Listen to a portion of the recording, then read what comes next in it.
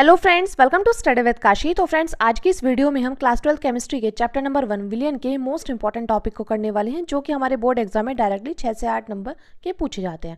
तो फ्रेंड्स, अगर आप हमारे चैनल पर नए हैं तो चैनल को जरूर सब्सक्राइब कर लेना और वीडियो को लाइक शेयर कमेंट करना मत भूलना। तो फ्रेंड्स, आज की इस वीडियो में हम जानने वाले हैं क्वथनांक में उन्नयन क्या होता है और इसके सूत्र को जानने वाले हैं, और हिमांक में अवनमन और मोलर उन्नयन स्थिरांक क्या होता है और मोलर अवनमन स्थिरांक क्या होता है, ये जानने वाले हैं। और देखिए, ये टॉपिक ऐसा है जो कि 6 से 8 नंबर का हर साल पूछे जाता है। तो चलिए फ्रेंड्स, स्टार्ट करते हैं। सबसे पहले हम ब्लैक पेन से हेडिंग डालेंगे और लिखेंगे क्वथनांक में उन्नयन। तो देखिए, क्वथनांक में उन्नयन आखिर है क्या। तो किसी विलायक में कोई अवाष्पशील विलय पदार्थ घुलने पर क्वथनांक में होने वाली वृद्धि को क्वथनांक में उन्नयन कहते हैं। यानी कि देखिए, उन्नयन से आप समझ जाना कि यानी कि वृद्धि की बात हो रही है। तो क्वथनांक में उन्नयन क्या है, किसी विलायक में कोई अवाष्पशील विलय पदार्थ घुलने पर क्वथनांक में होने वाली वृद्धि को क्वथनांक में उन्नयन कहते हैं। यानी कि यहाँ पर मान लीजिए, यहाँ पर क्या है, यहाँ पर हमने कोई विलायक ले लिया। ये क्या है, ये हमारा कोई विलायक है। ठीक है फ्रेंड्स, ये हमारा कोई विलायक है। अब क्या है, ये है विलायक। अब इस विलायक को हमने क्या किया, कोई बाहर से हमने क्या किया, अवाष्पशील विलय पदार्थ घोल दिया। अवाष्पशील अवाष्पशील अवाष्पशील विलय पदार्थ क्या कर दिया हमने, इसमें घोल दिया है। ये कोई विलायक है, हमने गैस जार ले लिया, हमने एक जार ले लिया था। अब देखिए, इसमें हमने विलायक घोल दिया और विलायक में हमने बाहर से कोई अवाष्पशील विलय पदार्थ घोल दिया। तो देखिए, यह हमारा क्वथनांक में उन्नयन है कि किसी विलायक में कोई अवाष्पशील विलय पदार्थ घुलने पर क्वथनांक में होने वाली वृद्धि को क्वथनांक में उन्नयन कहते हैं। इसे डेल्टा टीबी से दर्शाते हैं। तो हमने क्या किया, हमने यहाँ पर कोई एक जार ले लिया, इसमें हमने कोई विलायक डाला। अब देखिए, हमने क्या किया, हमने बाहर से कोई अवाष्पशील विलय पदार्थ घोल दिया। तो इसमें क्या होगा, इसमें क्वथनांक में होने वाली वृद्धि को, इसमें जो क्वथनांक में वृद्धि होगी उसको हम बोलेंगे क्वथनांक में उन्नयन। और इसको हम किससे दर्शाएंगे, इसको हम दर्शाएंगे डेल्टा टीबी से। मैं उम्मीद करती हूँ फ्रेंड्स, आपको इतना अच्छे समझ में आ गया होगा। क्वथनांक में उन्नयन आखिर है क्या, किसी विलायक में कोई अवाष्पशील विलय पदार्थ घुलने पर क्वथनांक में होने वाली वृद्धि को क्वथनांक में उन्नयन कहते हैं, और इसको हम डेल्टा टीबी से दर्शाते हैं। अब बात करते हैं क्वथनांक में उन्नयन बराबर किसका होता है, मोलल उन्नयन स्थिरांक इनटू मोललता के। तो देखिए फ्रेंड्स, पिछली वीडियो में मैंने आपको मोललता पढ़ाया। अगर आपने वो वीडियो नहीं देखी तो मैंने प्लेलिस्ट बनाई है, आप वहाँ से जाकर जरूर देख सकते हैं। तो क्वथनांक में उन्नयन किसके बराबर है, मोलल उन्नयन स्थिरांक के और मोललता के। तो देखिए, क्वथनांक में उन्नयन यानी कि डेल्टा टीबी क्या है फ्रेंड्स, क्वथनांक में उन्नयन क्या है, डेल्टा टीबी। तो डेल्टा टीबी किसके बराबर है, मोलल उन्नयन स्थिरांक। मोलल उन्नयन स्थिरांक क्या है, के बी। और बात करें मोललता, मोललता का फॉर्मूला क्या होता है, भार बटे अणुभार इंटू विलय का भार बटे विलय का अणुभार बटे इंटू विलायक का भार ग्राम में इंटू में 1000। ये क्या होता है, ये होता है हमारा मोललता का सूत्र। तो देखिए, हम इसको लिख सकते हैं delta T B is equal to 1000 गुणे के बी गुणे डब्लू बटे एम इंटू कैपिटल डब्लू। तो ये क्या है, ये हमारा क्वथनांक में उन्नयन का फॉर्मूला है। अब देखिए फ्रेंड्स, आपको इसका फॉर्मूला अच्छे से याद होना चाहिए, क्योंकि डायरेक्टली आपसे न्यूमेरिकल पूछा जाता है और न्यूमेरिकल आपसे 5 नंबर का डायरेक्टली पूछ लिया जाता है, कभी कभी 3 मार्क्स का और कभी कभी 5 मार्क्स का। तो देखिए, क्वथनांक में उन्नयन से न्यूमेरिकल ज़्यादातर 5 मार्क्स के पूछे जाते हैं। तो इसके लिए आपको फॉर्मूला अच्छे से पता होना चाहिए और आपको इसकी परिभाषा अच्छे से पता होना चाहिए, क्योंकि एग्जामिनर पूछता है कि क्वथनांक में उन्नयन क्या है, इसकी परिभाषा बताइए, और आपको न्यूमेरिकल दे देगा। तो आपको इसको सॉल्व करना आना चाहिए। ठीक है फ्रेंड्स, अब देखिए, यहाँ पर डेल्टा टीबी क्या है, के बी क्या है, स्मॉल डब्लू स्मॉल एम और कैपिटल डब्लू आखिर है क्या। तो डेल्टा टीबी की बात करें, तो बात करें डेल्टा टीबी की, ये हमारा क्वथनांक में उन्नयन क्या है फ्रेंड्स, ये हमारा क्वथनांक में उन्नयन है। ठीक है फ्रेंड्स, और बात करें हमारा के बी क्या है, के बी यहाँ पर मोलल उन्नयन स्थिरांक है। क्या है यहाँ पर, के बी हमारा मोलल उन्नयन स्थिरांक। ठीक है फ्रेंड्स, यहाँ पर डेल्टा टीबी क्या है, डेल्टा टीबी क्वथनांक में उन्नयन है, और के बी क्या है, के बी यहाँ पर मोलर उन्नयन स्थिरांक है, और स्मॉल डब्लू क्या है, स्मॉल डब्लू यहाँ पर विलय का भार है। क्या है फ्रेंड्स, स्मॉल डब्लू है विलय का भार। ठीक है, अब देखिए स्मॉल एम क्या है, स्मॉल एम यहाँ पर विलय का अणुभार है। क्या है फ्रेंड्स, स्मॉल एम क्या है, विलय का अणुभार है, विलय का अणुभार है। और बात करें कैपिटल डब्लू की, तो कैपिटल डब्लू क्या है यहाँ पर, कैपिटल डब्लू में यहाँ पर विलायक का भार। क्या है फ्रेंड्स, विलायक का भार। अब देखिए, अगर आपको न्यूमेरिकल सॉल्व करना है तो आपको ये चीज़ें अच्छे से पता होनी चाहिए कि डेल्टा टीबी क्या है, के बी क्या है, स्मॉल डब्लू कैपिटल डब्लू और स्मॉल एम क्या है। अब देखिए, बात करते हैं हिमांक में अवनमन की। तो देखिए हिमांक में अवनमन से भी डायरेक्टली 5 मार्क्स के न्यूमेरिकल पूछे जाते हैं। तो देखिए आप ब्लैक पेन से हेडिंग डालेंगे और लिखेंगे हिमांक में अवनमन। इसमें आप लिखेंगे किसी विलायक में कोई अवांछित विलय पदार्थ घुलने पर हिमांक में होने वाली कमी को हिमांक में अवनमन कहते हैं। अब देखिए दोनों ही डेफिनेशन बिल्कुल सेम है। देखिए इस डेफिनेशन में क्या है कि किसी विलायक में कोई अवांछित विलय पदार्थ घुलने पर हिमांक में होने वाली कमी को हिमांक में अवनमन कहते हैं। यानी कि आपको ध्यान रखना है कि अवनमन की बात हो तो यानी कि कमी, और देखिए उन्नयन की बात होगी तो वृद्धि। तो देखिए क्वथनांक में उन्नयन में एक परिभाषा क्या थी, किसी विलायक में कोई अवांछित विलय पदार्थ घुलने पर क्वथनांक में होने वाली वृद्धि को क्वथनांक में उन्नयन कहते हैं। लेकिन यहाँ पर बात है हिमांक में अवनमन की। तो हिमांक में अवनमन है क्या, किसी विलायक में कोई अवांछित विलय पदार्थ घुलने पर हिमांक में होने वाली कमी को हिमांक में अवनमन कहते हैं। और इसको हम दर्शाते हैं डेल्टा टीएफ से। किससे दर्शाते हैं, हिमांक में अवनमन को दर्शाते हैं डेल्टा टीएफ से। और बात करें क्वथनांक में उन्नयन को किससे दर्शाते हैं, तो क्वथनांक में उन्नयन को दर्शाते हैं डेल्टा टीबी से। आपको ये बात ध्यान रखनी है, आपको इसमें कंफ्यूज नहीं होना है। अब देखिए बात करें हिमांक में अवनमन। हिमांक में अवनमन किसके बराबर होता है, तो ये बराबर होता है मोलल अवनमन स्थिरांक गुणा मोललता के। तो हिमांक में अवनमन किसके बराबर होता है फ्रेंड्स, हिमांक में अवनमन बराबर होता है मोलल अवनमन स्थिरांक गुणा मोललता। तो देखिए हिमांक में अवनमन, इसको हम किससे प्रदर्शित करते हैं फ्रेंड्स, इसको हम प्रदर्शित करते हैं डेल्टा टीएफ से। अब देखिए मोलल अवनमन स्थिरांक यानी कि के एफ गुणा मोललता। मोललता हम जानते हैं विलय का भार बटे विलय का अणुभार इंटू विलायक का भार किलोग्राम में, विलायक का भार अगर ग्राम में है यहाँ पर, तो यहाँ पर क्या हो जाएगी 1000 से गुणा हो जाएगी। यानी कि देखिए ये हो जाएगा हमारा delta T F is equal to 1000 गुणे स्मॉल w गुणे के एफ बटे में क्या आ जाएगा small m into capital W। ठीक है फ्रेंड्स, तो ये हमारा क्या है, ये हमारा हिमांक में अवनमन का फॉर्मूला है।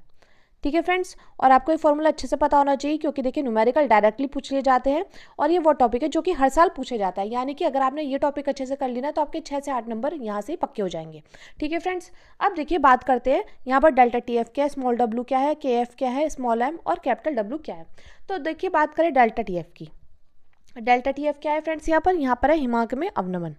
क्या है यहाँ पर है हिमांक में अवनमन। ठीक है फ्रेंड्स, अब देखिए बात करें के एफ की। के एफ क्या है यहाँ पर, के एफ है मोलल अवनमन स्थिरांक। क्या है फ्रेंड्स यहाँ पर के एफ है यहाँ पर मोलल अवनमन स्थिरांक। ठीक है फ्रेंड्स, अब देखिए बात करें स्मॉल w की। स्मॉल w क्या है यहाँ पर, स्मॉल w है यहाँ पर विलय का भार। क्या है फ्रेंड्स, स्मॉल w है यहाँ पर विलय का भार। ठीक है, अब देखिए बात करें कैपिटल W की। कैपिटल W क्या है यहाँ पर, कैपिटल W है विलायक का भार। कैपिटल W है यहाँ पर विलायक का भार। और बात करें स्मॉल m की। स्मॉल m क्या है यहाँ पर, स्मॉल m है यहाँ पर विलय का अणुभार। स्मॉल m है विलय का अणुभार। ठीक है फ्रेंड्स, मैं उम्मीद करती हूँ आपको अच्छे से समझ में आ गया होगा हिमांक में अवनमन और क्वथनांक में उन्नयन। ठीक है फ्रेंड्स, अब देखिए अगला टॉपिक है हमारा। तो फ्रेंड्स अगर आप चाहे तो इसका स्क्रीनशॉट भी ले सकते हैं। हिमांक में अवनमन है क्या, किसी विलायक में कोई अवांछित विलय पदार्थ घुलने पर हिमांक में होने वाली कमी को हिमांक में अवनमन कहते हैं। इसको डेल्टा टीएफ से दर्शाते हैं। हिमांक में अवनमन बराबर किसके, मोलल अवनमन स्थिरांक गुणा मोललता। तो देखिए यहाँ पर हो जाएगा delta TF is equal to K F into small w upon small m into capital W gram में इंटू 1000। तो ये हो जाएगा delta TF is equal to 1000 गुणे small w into K F upon m into capital W। जहाँ पर delta T F क्या है, हिमांक में अवनमन है, के एफ क्या है, मोलल अवनमन स्थिरांक है, W क्या है, विलय का भार है, कैपिटल W क्या है, विलायक का भार है, और स्मॉल m क्या है, विलय का अणुभार है। अब देखिए फ्रेंड्स हमारा अगला टॉपिक है मोलल उन्नयन स्थिरांक। तो देखिए या तो आपसे पूछ लेगा मोलल उन्नयन स्थिरांक क्या है, या आपसे मोलल अवनमन स्थिरांक के बारे में पूछ लेगा। तो आपको पता होना चाहिए मोलल उन्नयन स्थिरांक क्या है और मोलल अवनमन स्थिरांक क्या है। तो बात करें मोलल उन्नयन स्थिरांक की, तो 1 किलोग्राम विलायक में विलय का 1 मोल घुलने पर विलयन के क्वथनांक में जितने की वृद्धि होती है उसे मोलल उन्नयन स्थिरांक कहते हैं। अब देखिए आपको ये ऐसे समझ में नहीं आएगा। यहाँ पर देखिए सबसे पहले आप चित्र के माध्यम से समझिएगा। ये मान लीजिए ये आपने कोई क्या ले लिया, ये आपने ले लिया एक जार। ठीक है फ्रेंड्स, ये आपने एक जार ले लिया। इस जार में आपने क्या किया, इस जार में आपने विलायक भर दिया। क्या भर दिया इसमें भर दिया आपने विलायक। और विलायक की मात्रा कितनी, 1 किलोग्राम, 1 kg विलायक भर दिया आपने। और देखिए हम यहाँ पर क्या करेंगे, इस विलायक में बाहर से क्या कर देंगे, विलय के 1 मोल क्या कर देंगे, इसमें घोल देंगे। यह है विलय के 1 मोल, आप क्या करेंगे, इसमें घोल देंगे। ठीक है फ्रेंड्स, तो यहाँ पर जो विलयन का जो क्वथनांक है ये क्या बनकर तैयार हुआ, ये हमारा विलयन। तो विलयन का जो क्वथनांक है ना, विलयन के क्वथनांक में क्या हो जाएगी, वृद्धि हो जाएगी। ठीक है फ्रेंड्स, क्या हो जाएगी, वृद्धि हो जाएगी। यही हमारा मोलल उन्नयन स्थिरांक है कि 1 किलोग्राम विलायक में विलय के मोल घुलने पर विलयन के क्वथनांक में जितनी वृद्धि होती है उसे मोलल उन्नयन स्थिरांक कहते हैं। तो क्या होता है मोलल उन्नयन स्थिरांक, तो 1 किलोग्राम विलायक में विलय का 1 मोल घुलने पर विलयन के क्वथनांक में जितने की वृद्धि होती है उसे मोलल उन्नयन स्थिरांक कहते हैं। मैं उम्मीद करती हूँ फ्रेंड्स आपको इस चित्र के माध्यम से अच्छे समझ में आ गया होगा। ये देखिए आपने एक कोई विलयन ले लिया, इसमें आपने विलायक घोला, विलायक 1 किलोग्राम घोला, और इसमें विलायक में क्या करेंगे, बाहर से एक मोल विलय घोल देंगे, तो विलयन का क्वथनांक में क्या हो, जितने की वृद्धि होगी उसे मोलल उन्नयन स्थिरांक कहेंगे। ठीक है फ्रेंड्स, अब बात करते हैं इसके सूत्र के बारे में। तो इसका सूत्र हो जाएगा स्मॉल m इजिकल टू 1000 गुणे KB गुणे स्मॉल w बटे में आ जाएगा डेल्टा TB गुणे कैपिटल W। ठीक है फ्रेंड्स, तो ये क्या है, ये हमारा इसका सूत्र है।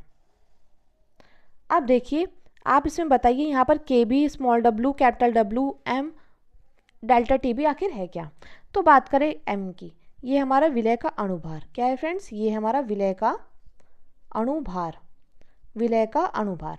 ठीक है, बात करें KB की, KB क्या है यहाँ पर, KB है मोलल उन्नयन स्थिरांक, मोलल उन्नयन स्थिरांक। ठीक है फ्रेंड्स, KB क्या है, KB हमारा मोलल उन्नयन स्थिरांक है। और बात करें स्मॉल w की, स्मॉल w क्या है यहाँ पर, स्मॉल w है विलय का भार। क्या है फ्रेंड्स स्मॉल w है विलय का भार। और हमारा डेल्टा TB क्या है, डेल्टा TB है क्वथनांक में उन्नयन। डेल्टा TB की बात करें, डेल्टा TB हमारा क्वथनांक में उन्नयन। ठीक है फ्रेंड्स, डेल्टा TB है क्वथनांक में उन्नयन। और बात करें कैपिटल W की, कैपिटल W है विलायक का भार। कैपिटल W क्या है, कैपिटल W हमारा विलायक का भार। तो देखिए फ्रेंड्स मोलल उन्नयन स्थिरांक आखिर है क्या, तो देखिए 1 किलोग्राम विलायक में विलय का 1 मोल घुलने पर विलयन के क्वथनांक में जितने की वृद्धि होती है उसे मोलल उन्नयन स्थिरांक कहते हैं।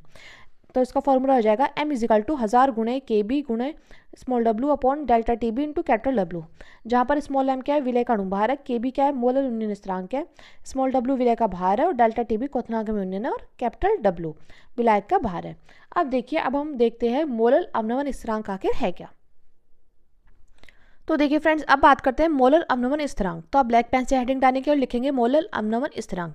तो 1 किलोग्राम विलायक में विलय का 1 मोल घोलने पर हिमांक में जितनी कमी आती है उसे मोलल अवनमन स्थिरांक कहते हैं। यानी कि देखिए आपने यहाँ पर क्या ले लिया, आपने यहाँ पर कोई विलायक ले लिया। क्या है फ्रेंड्स, ये हमारा कोई विलायक। ठीक है, क्या ले लिया, ये है विलायक। विलायक हमने कितना ले लिया, 1 किलोग्राम। विलायक कितना ले लिया फ्रेंड्स, 1 किलोग्राम। तो इसमें हमने क्या किया, इस विलायक में हमने विलय का 1 मोल घोल दिया। 1 मोल किसका घोल दिया, विलय का। ठीक है फ्रेंड्स, किस में घोला, विलायक में। हमने यहाँ पर विलय का 1 मोल किस में घोल दिया, विलायक में घोल दिया। तो इसके विलयन के हिमांक में जितने की कमी होगी उसको हम मोलल अवनमन स्थिरांक कहते हैं। विलयन के हिमांक में क्या हो जाएगी, इसमें कमी आ जाती है। क्या आ जाती है फ्रेंड्स, कमी आ जाती है। ये आपको कमी दिखाई दे रही होगी। फिर से देखिए, 1 किलोग्राम विलायक में विलय का 1 मोल घोलने पर विलयन के हिमांक में जितनी कमी आती है, यहाँ पर देखिए आप घोलने पर विलयन के हिमांक में, आप विलयन के हिमांक में भी लिख सकते हैं, विलयन के हिमांक में जितनी कमी आती है उसे मोलल अवनमन स्थिरांक कहते हैं।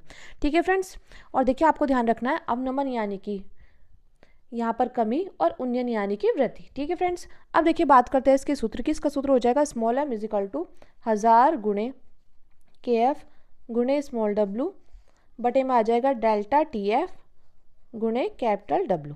ठीक है फ्रेंड्स, अब देखिए यहाँ पर KF क्या है, KF है यहाँ पर मोलल अवनमन स्थिरांक। जहाँ KF क्या है, KF यहाँ पर मोलल